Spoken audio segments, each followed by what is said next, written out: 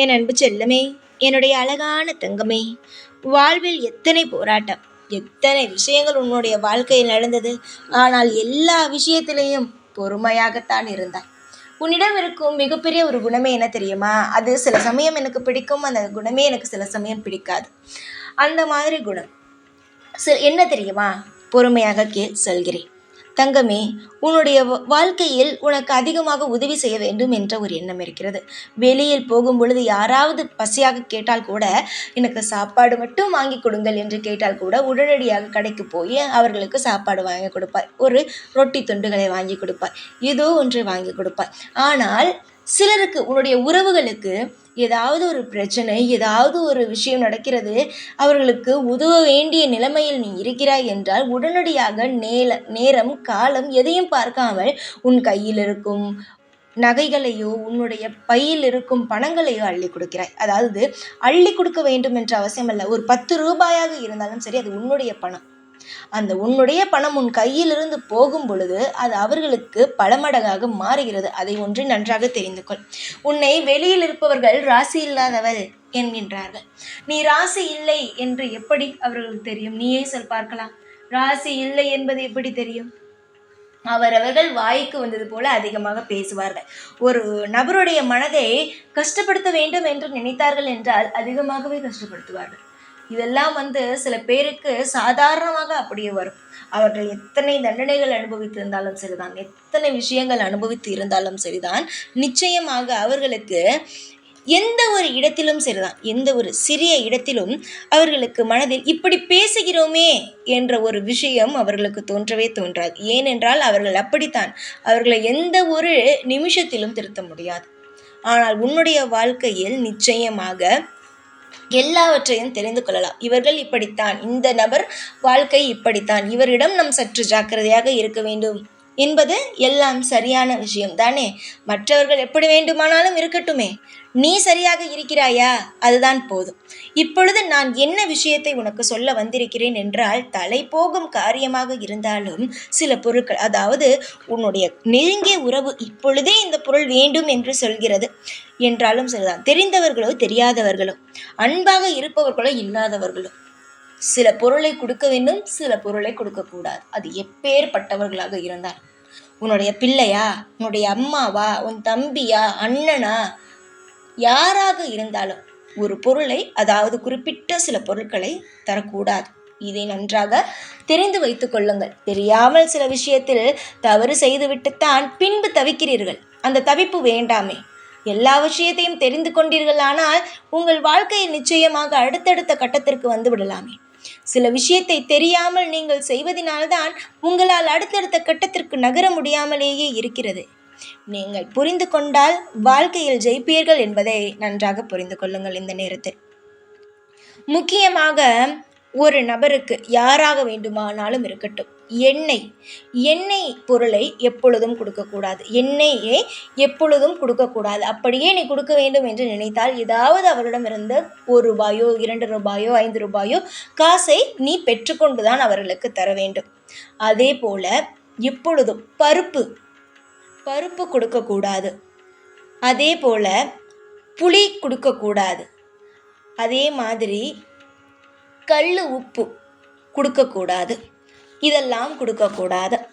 மேற்கொண்டு என்ன விஷயங்கள் கொடுக்கக்கூடாது, அதுவும் முக்கியமாக எது கொடுக்கக்கூடாது என்றால், என்னுடைய அண்ணனோ என்னுடைய தம்பியோ என்னுடைய உறவுகளோ என்று உனக்கு வரும்பொழுது அவர்களுக்கு கஷ்டப்படுகிறார்கள் என்பதற்காக உன் கையில் இருக்கும் நகையோ உன்னுடைய பையில் இருக்கும் பணத்தையோ எடுத்து கொடுக்கக்கூடாது. முக்கியமாக உன் கையில் போட்டிருக்கும் வளவிகளையோ உன்னுடைய கழுத்தில் அணிந்திருக்கும் அந்த சங்கிலிகளையோ கொடுக்கக்கூடாது. ஏன் தெரியுமா? எல்லாவற்றுக்கும் ஒரு நேரம் உண்டு. அதாவது ஒரு நாளைக்கு ராவுகாலம், யமகண்டம், குலுசம் என்று நேரமானது வருகிறது.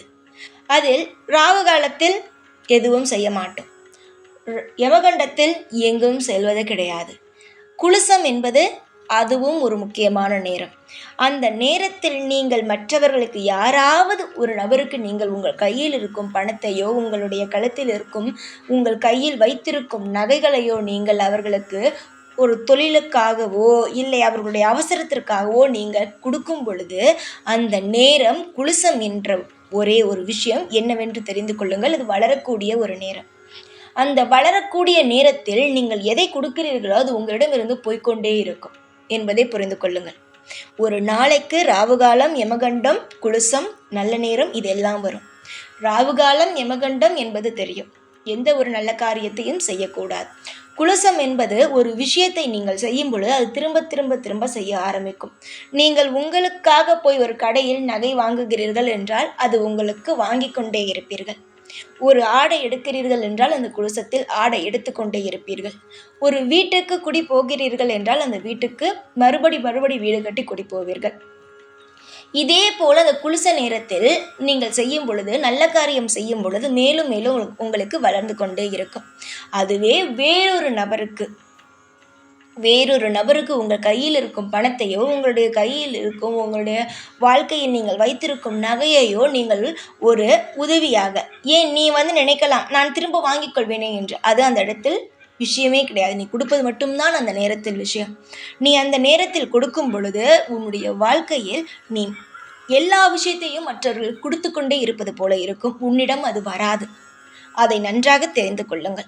யாராக இருக்கட்டும், என்ன நிலையாக இருக்கட்டும், இந்த நேரத்தில் எந்த ஒரு விஷயத்தையும் கொடுக்காதீர்கள். முக்கியமாக இந்த குலுச நேரத்தில் எந்த ஒரு பொருளையும் உங்களுடைய வீட்டு தாண்டி அடுத்த வீட்டுக்கு கொடுப்பதை நிறுத்தி கொள்ளுங்கள். குலுச நேரத்தில் உங்களுடைய வீட்டை தாண்டி அடுத்த வீட்டிற்கு போகும் எந்த பொருளும் உங்கள் வீட்டுப்படியை தாண்டாமல் பார்த்து கொள்ளுங்கள். நீங்கள் ஒரு ஊருக்கு போகிறீர்களோ இல்லையோ அந்த இடத்திற்கு திரும்ப திரும்ப போய் கொண்டே இருப்பீர்கள். இது போன்றுதானே தவிர அந்த குலுச நேரத்தில் மற்றவர்களுக்கு கொடுப்பதை சற்று தவிர்த்து கொள்ளுங்கள். நான் சொன்ன இந்த பொருட்கள் எல்லாம் கொடுக்காமல் இருப்பது மிக மிக சிறந்ததாக ஒன்று. மிக மிக சிறந்தது. அரிசி, பருப்பு, அதே நேரம் எண்ணெய், இது போன்ற புளி, மஞ்சள், இது போன்ற விஷயங்கள் கொடுக்காமல் இருப்பது மிக உயர்ந்தது. ஏன் தெரியுமா? இதெல்லாம் லக்ஷ்மி தேவி. அந்த லக்ஷ்மி தேவி குடியிருக்கும் ஒரு பொருளை நீங்கள் கொடுக்கும் பொழுது என்ன ஆகும் என்பது உங்களுக்கே தெரியும். இனிமேலாவது, இதற்கு முன்பு உங்களுக்கு தெரியாது, இதற்கு பிறகாவது இந்த மாதிரியான விஷயத்தை எல்லாம் சரி செய்வதற்கு பார்த்து கொள்ளுங்கள். நன்மைகள் நடக்கட்டும். எதுவாக இருந்தாலும் பார்த்து கொள்ளலாம். இதுவரைக்கும் உங்களுக்கு தெரியாது. எதுவாக இருந்தாலும் நான் பார்த்து கொள்கிறேன். உனக்கு யாராவது கஷ்டம் தருகிறார்களோ, யாராவது நஷ்டத்தை தருகிறார்களோ, அதை பற்றி நீ அழுவாதே. நிச்சயமாக இது அனைத்திலும் இருந்து நான் உன்னை காப்பாற்றுவேன். எத்தனை பெயரை நான் காப்பாற்ற இருக்கிறேன். உன்னை காப்பாற்ற மாட்டேனா? உன்னை நிச்சயமாக காப்பாற்றுவேன். உங்களுக்கு தேடிய வரங்களையும் உங்களுக்கு நான் எல்லா விதமான அற்புதங்களையும் நிகழ்த்தி காட்டுவேன் என்று இந்த நேரத்தில் உங்களுக்கு சத்தியம் செய்து தருகிறேன். கஷ்டப்பட்டது போதும். சந்தோஷமாக வாழ வேண்டிய நேரத்தில் சந்தோஷமாக வாழுங்கள். எல்லா நாளும் கஷ்டத்தோடு இருந்தீர்கள் ஆனால் வாழ்க்கை வெறுத்துவிடும். வாழ்க்கை வெறுத்தது போதும். அற்புதங்களும் அதிசயங்களும் நடந்து உன்னுடைய வாழ்க்கை முழுவதும் இன்பங்களானது நிறைந்து இருக்கட்டும். சரியா? சந்தோஷமாக இருப்பாயா? நான் சொன்ன விஷயத்தை எல்லாம், தவறுகளை எல்லாம் திருத்தி கொண்டு இன்னும் அதிகமாக ஓட ஆரம்பிப்பாயா? எல்லா விஷயத்தையும் திரித்து கொண்டால் என்ன செய்ய வேண்டும்? அடுத்தடுத்து அந்த விஷயத்தை செய்யாமல் அடுத்தடுத்த கட்டங்களுக்கு ஓட வேண்டும். ஓடு. உன்னால் முடியும். உன்னால் முடியாதது இங்கு எதுவும் கிடையாது. ஏனென்றால் உனக்குள் நான் இருந்து அனைத்து விஷயங்களையும் செய்து கொடுத்து கொண்டு இருக்கிறேன்.